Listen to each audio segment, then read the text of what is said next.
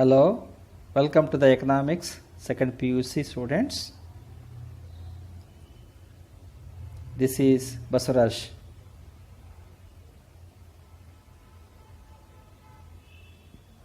Now watch the shapes of total product, marginal product and average product curves. This is important for 6 marks question.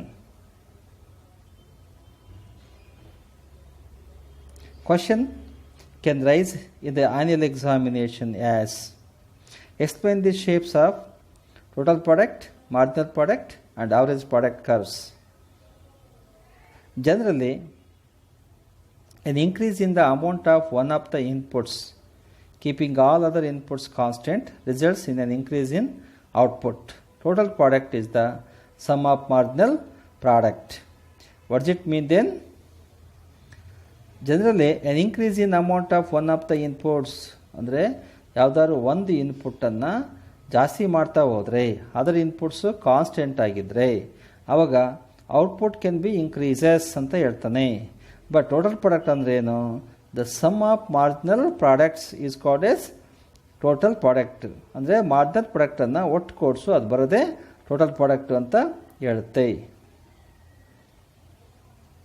But we shall see the shape of all the cost curves. First, all the shapes of the total product curve. The shape of total product curve is a positively sloped curve ಅಂತೀವಿ. Positively ಸ್ಲೋಪ್ಡ್ curve ಅಂತಂದರೆ ಆರಂಭದಿಂದ ಕೊನೆಯವರೆಗೆ increase ಆಗ್ತಾ ಹೋಗುತ್ತೆ. Zero ಪ್ರೊಡಕ್ಷನಿಂದ rice ಆಗ್ತಕ್ಕಂಥ production ಏರಿಕೆ ಆಗ್ತಾ ಹೋದರೆ increasing of input, increasing of the output could be called as positively sloped curve ಅಂತ ಕರಿತೀವಿ.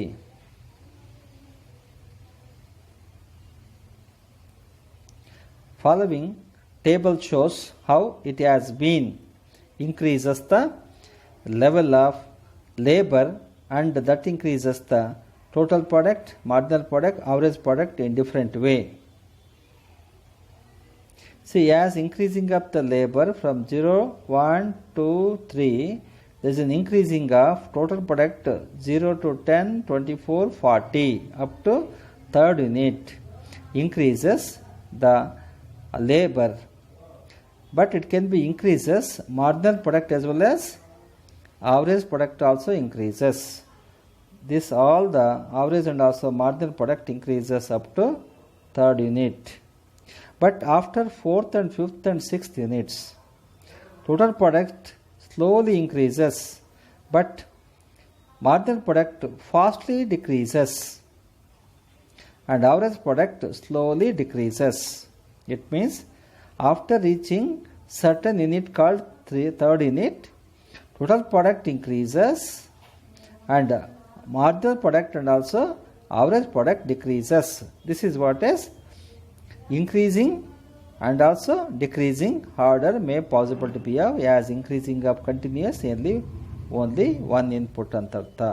ಅಂದರೆ ಯಾವುದಾದ್ರು ಒಂದು ಇನ್ಪುಟ್ಟನ್ನು ನೀವು ಹೆಚ್ಚಿಗೆ ಮಾಡ್ತಾ ಹೋದರೆ ಒಂದು ಹಂತದವರೆಗೆ ಮಾತ್ರ ಔಟ್ಪುಟ್ಟನ್ನು ಜಾಸ್ತಿ ಮಾಡ್ಬೋದು. ಅದಾದಮೇಲೆ ಬೇರೆ ಇನ್ಪುಟ್ಸ್ ಇಲ್ಲ ಅಂದರೆ ಔಟ್ಪುಟ್ ಜಾಸ್ತಿ ಮಾಡೋಕ್ಕೆ ಆಗಲ್ಲ ಅಂತ ಅರ್ಥ. That you can come to see as inputs of labour increases positively and total product increases positively. ಅಂದರೆ ಲೇಬರ್ಸನ್ನು ಪಾಸಿಟಿವ್ ಅಂದರೆ ಹೆಚ್ಚಿಗೆ ಮಾಡ್ತಾ ಹೋದರೆ ಟೋಟಲ್ ಪ್ರಾಡಕ್ಟ್ ಹೆಚ್ಚಿಗೆ ಆಗುತ್ತೆ ಅಂತ ಹೇಳ್ತಾನೆ. That you can come to see ನಾವು ಇದರಲ್ಲಿ ಟಿಪಿನಲ್ಲಿ ನೋಡ್ಬೋದು.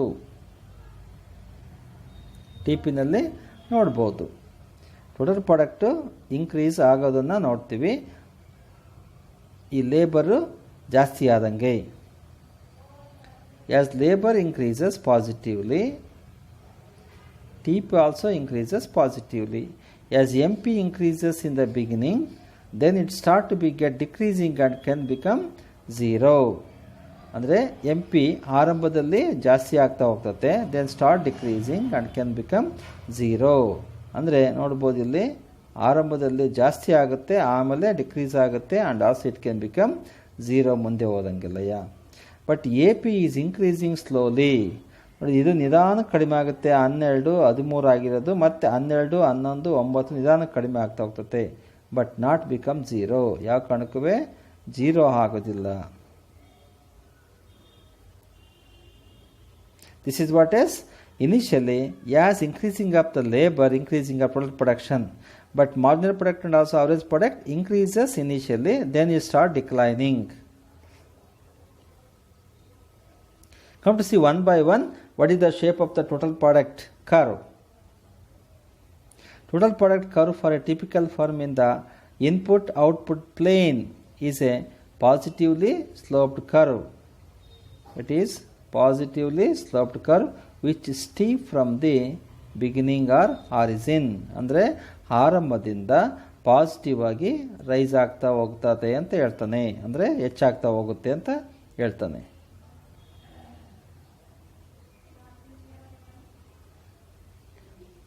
That we can come to shows the shape of the total product curve now through the diagram. As increasing of the labor, as increasing of labor ಅನ್ನು ಎಲ್ಲವರೆಗೆ ಜಾಸ್ತಿ ಮಾಡ್ತಾ ಹೋದರೆ output ಸಮೇತ ಜಾಸ್ತಿ ಆಗ್ತಾ ಹೋಗುತ್ತೆ, ಔಟ್ಪುಟ್ ಜಾಸ್ತಿ ಆಗ್ತಾ ಹೋಗ್ತದೆ. But total product increases from the beginning. After certain reaching certain extent, it can start to be get decline, further can be. This is what is total product ಆರಂಭದಲ್ಲಿ ಜಾಸ್ತಿ ಆಗುತ್ತೆ, ಆಮೇಲೆ ಒಂದು ಹಂತಕ್ಕೆ ಬಂದು ಸ್ಟಾಪ್ ಆಗಿಬಿಟ್ಟು ಮತ್ತೆ ಡಿಕ್ರೀಸ್ ಆಗ್ತಾ ಹೋಗುತ್ತೆ ಅಂತ ಹೇಳುತ್ತೆ. ದಸ್ ಕಾಲ್ಡ್ ಎಸ್ ಆವಾಗ ಯಾವ ಪಾಯಿಂಟಲ್ಲಿ ನಾವು ಟೋಟಲ್ ಪ್ರಾಡಕ್ಟನ್ನು ಫೈಂಡ್ ಮಾಡ್ತೀವೋ ಅದನ್ನು ನಾವು ಆವ್ರೇಜ್ ಆಗಿ ಅಷ್ಟನ್ನು ನಾವು ಟೋಟಲ್ ಮಾಡ್ಬೋದು, ಅವಾಗ ಟೋಟಲ್ ಪ್ರಾಡಕ್ಟ್ ಸಿಗುತ್ತೆ. ಅಂದರೆ total labour into total quantity of output together is nothing but to be called as total product ಅಂತ ಅರ್ಥ. But when units of labor is measured along the horizontal axis, horizontal axis ಅಲ್ಲಿ labour ಅನ್ನು, vertical Axis ಅಲ್ಲಿ output ಅನ್ನು measure ಮಾಡ್ತಾ ಇದ್ದೀವಿ. Vertical Axis with L as units of labour, L ಅನ್ನು units of labour ತಗೊತಾ ಇದ್ವಿ. The firm can at most produce Q1, at most produce Q1 units of output. ಅಂದರೆ Q1 ಯೂನಿಟಲ್ಲಿ ನಾವು maximum ಆಗಿ output ಮಾಡ್ಬೋದು, ಇಷ್ಟು ಲೆವೆಲ್ವರೆಗೆ, ಇಷ್ಟು ಲೆವೆಲ್ವರೆಗೆ ನಾವು ಪ್ರೊಡಕ್ಷನ್ ಮ್ಯಾಕ್ಸಿಮಮ್ ಮಾಡಲಿಕ್ಕೆ ಬರುತ್ತೆ ಅಂತ ಹೇಳುತ್ತೆ, ಇಷ್ಟು ಲೇಬರನ್ನು ಬಳಸಿ. But because T P starts falling after L units of labour, total product L units of ಲೇಬರನ್ನು ಯೂಸ್ ಮಾಡಿದ ಮೇಲೆ it start to be get decline ಅಂತ ಅರ್ಥ. This is what as total product as increasing of the labor initially start increasing, after certain point it start to be get decline. This is what is the positive slope ಅಂತ ಕರಿತೀವಿ, ಇದನ್ನ positive slope ಅಂತ ಹೇಳ್ತೀವಿ. Positive slope means initially rise ಆಗ್ತಾ ಹೋಗ್ತದೆ, ಒಂದು certain amount ಆದಮೇಲೆ ಆಮೇಲೆ ಕಡಿಮೆ ಆಗ್ತಾ ಹೋಗ್ಬೋದು.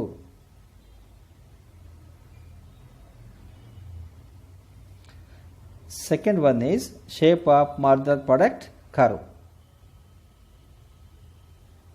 As per the law of variable proportions, law of variable proportions ಪ್ರಕಾರ MP curve of an input initially rises. ಆರಂಭದಲ್ಲಿ MP curve of a firm increases, certain level of employment as increases it starts falling. ಆಮೇಲೆ ಸ್ವಲ್ಪ inputs ಅನ್ನು ಜಾಸ್ತಿ ಬಳಸ್ತಾ ಹೋದರೆ ಪ್ರೊಡಕ್ಷನ್ನಲ್ಲಿ ಆಮೇಲೆ ಕಡಿಮೆ ಆಗ್ತಾ ಹೋಗ್ತದೆ. therefore MP curve looks like an inverse U shape curve or shaped curve ಅಂತ ಹೇಳ್ತೀವಿ.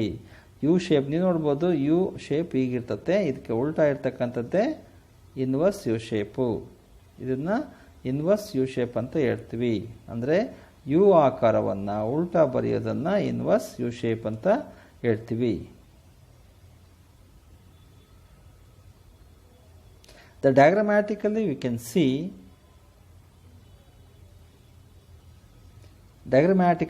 we can see inverse U shape.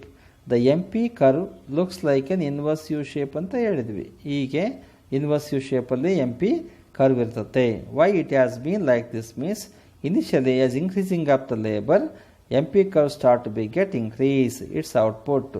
After certain point it can stop.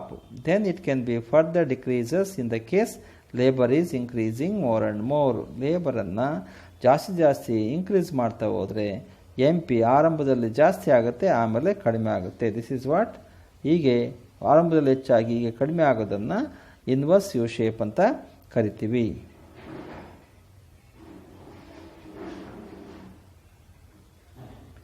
Come to see third ಒನ್ಗೆ ಬಂದಾಗ shape of A P curve.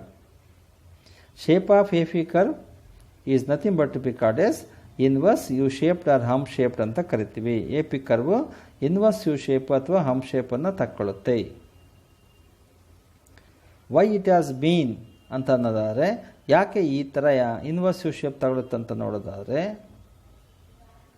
When amount of input increases, amount of input ನಾವು ಲೇಬರನ್ನು ತಗೊಂಡ್ರೆ input ನಾವು ಜಾಸ್ತಿ ಮಾಡ್ದಂಗೆಲ್ಲ M P rises, marginal product rise ಆಗುತ್ತೆ. A P becomes the average of marginal product. ಆದರೆ ಎ ಪಿ ಎಮ್ ಪಿಯ average ಆಗಿರ್ತದೆ. ಅದರಿಂದಾಗಿನೇ it start to be get rise but less than M P. M ಪಿಗಿಂತ ಕಡಿಮೆ ರೈಸ್ ಆಗ್ತಾನೆ ಹೋಗುತ್ತೆ.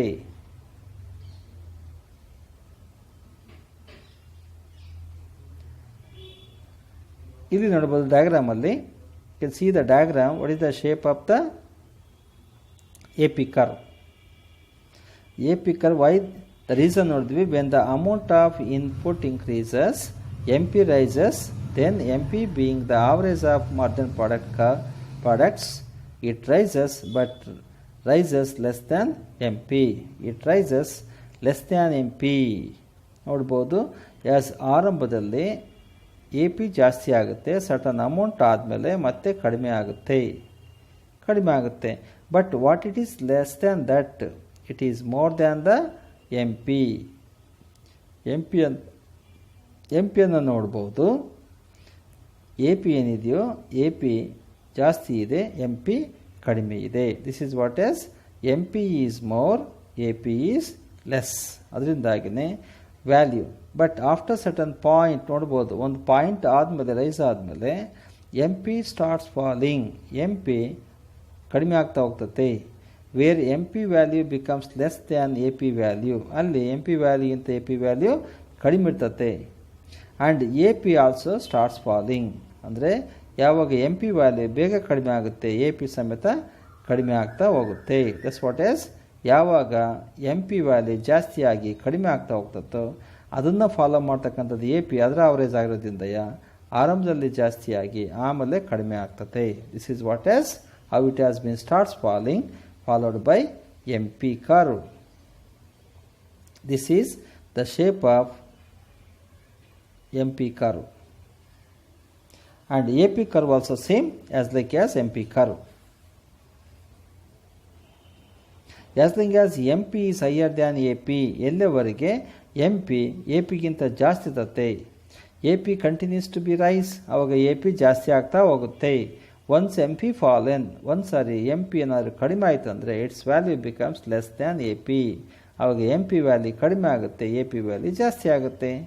Then A P also starts falling, ಆವಾಗ A P ಸಮೇತ ಕಡಿಮೆ ಆಗ್ತಾ ಹೋಗುತ್ತೆ.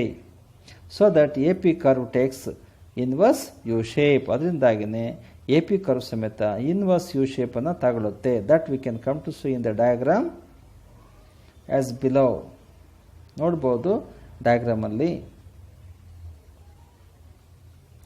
As like as A P increases, ಎಲ್ಲಿವರೆಗೆ ಎ ಪಿ ಜಾಸ್ತಿ ಆಗುತ್ತೆ, M P must be greater than, M P ಅದಕ್ಕಿಂತ ಜಾಸ್ತಿ ಇರುತ್ತೆ, ಇಷ್ಟು ಅದಕ್ಕಿಂತ ಜಾಸ್ತಿ ಇರುತ್ತೆ.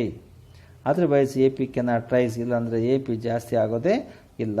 ಇನ್ the same way similarly when A P falls, ಯಾವಾಗ ಎ ಪಿ ಕಡಿಮೆ ಆಗುತ್ತೆ, M P has to be less than A P, M P ಅದಕ್ಕಿಂತಲೂ ಕಡಿಮೆ ಇರುತ್ತೆ. Here M P curve cuts the A P curve. ಇದರಲ್ಲಿ M P curve cuts A P curve at certain point above the minimum of level, above its maximum level.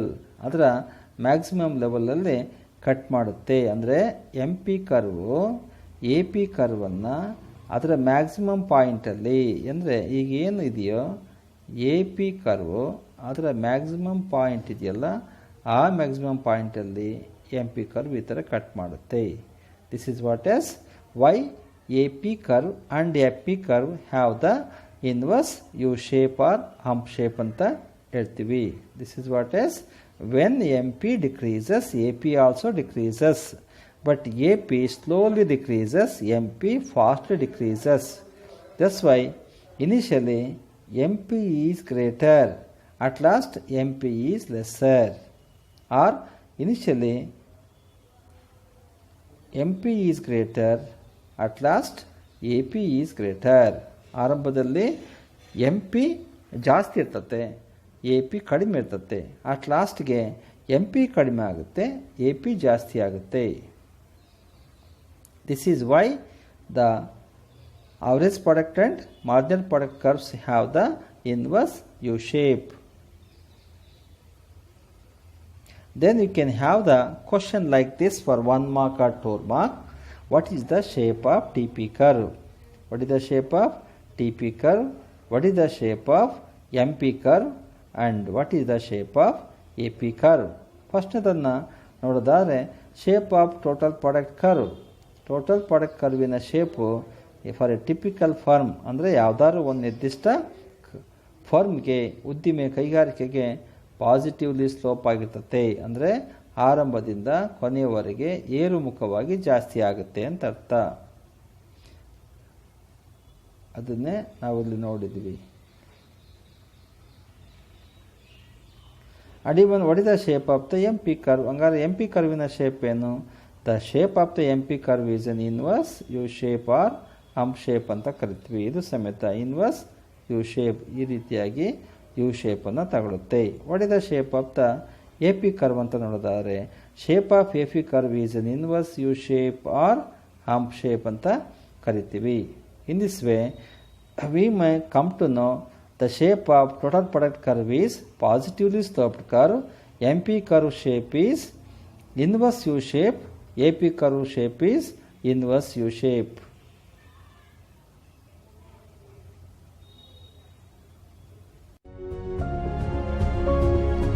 For better understanding of this concept, you watch again and again.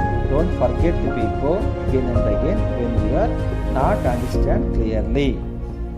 Thanks for watching.